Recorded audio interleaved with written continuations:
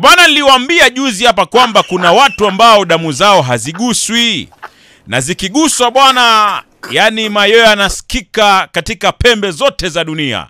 Na mmoja wa watu ni kama Albert Ojwang, kwa sababu ni lini uliona rais bwana anachangia familia milioni 2 ambao wamepatikana na msiba?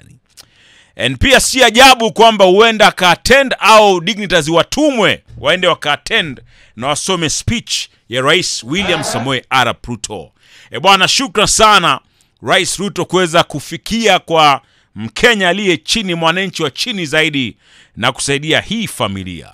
Shukuru Rais kwa kuchukua kijana wangu Albert Omondi kama kijana wake na kuhisi kuona kitu, sababu wengi wameaga dunia jana, hata juzi, hata wiki jana.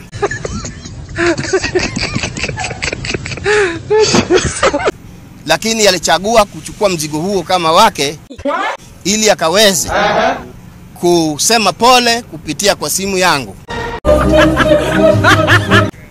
Mimi namshukuru kwa ajili ya hiyo. Bwana, hizi milioni 2 zingekuwa zinaweza kubadilisha uhai, I'm sure this family could have traded that 2 million with the life of their boy. Lakini sasa ni kwamba uhai hauwezi rudi tena. Bwana, ili rais usitoe milioni 2 tena katika familia nyingine ambayo itakuwa imepoteza mtu wao katika njia ambayo ni ya kutatanisha na isiyoeleweka, basi naomba sana bwana, wale waliohusika wachukuliwe hatua kali za kisheria. Na bwana, ili sitokee hivi tena, basi mambo ya kuwe tight sana, yani azini watu wawajibishwe. If this Ojwang's case inaweza kuwajibisha watu, utachanga tena milioni 2. That's a lot of money, Mr. President. Baba Ojwang ali receive phone call from the one and only President William Ruto. So much is trending, sijui nianzie wapi nimalizie wapi, lakini in short ni kupatia vitu vinaitwa bits and pieces of what imekuwa ikitrend. Jana peke yake imekuwa drama shungu nzima. Number 1, DIG ama Deputy Inspector General of Police Eliud Lagat amestep aside. Amesema kwamba amestep aside ili kuallow uchunguzi ufanyike.